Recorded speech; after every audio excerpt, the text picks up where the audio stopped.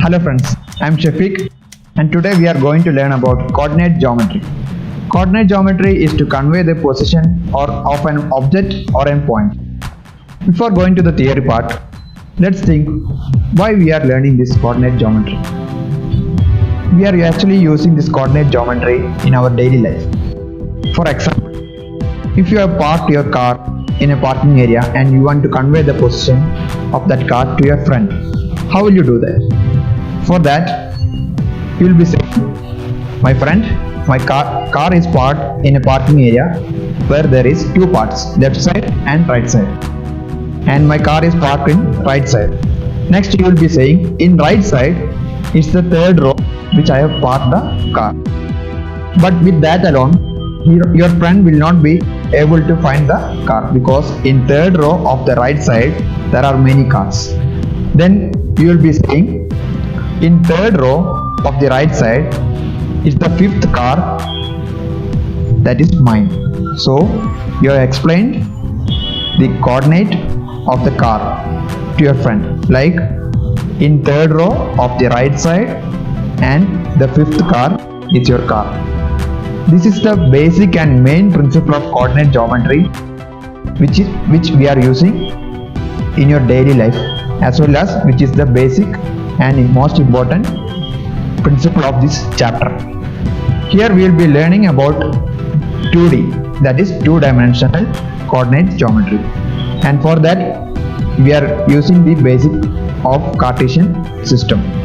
In Cartesian system it will be having two axes, x and y.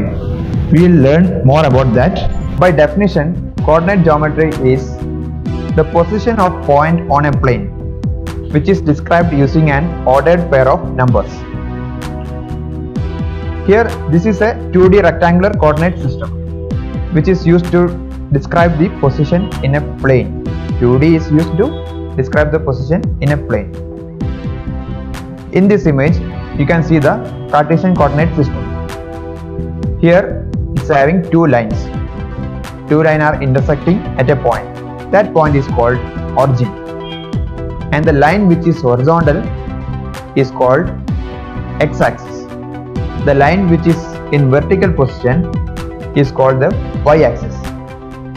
Each axis is divided into many segments of particular unit. It may be meter or mm or centimeter, anything, or it can be even numbers 1, 2, 3, quantity numbers, weights, anything. And in Cartesian system it will have both positive and negative values. So in the image of the plane that you see, you can see many points are named like D, G, C, E, H, M, B. To define those points, we should be giving the coordinates. The coordinates should be given with an ordered pair of numbers. So for D, how will you give the number? How will you give the coordinate? So D is 6 units away from origin, and second D is 2 units above the origin.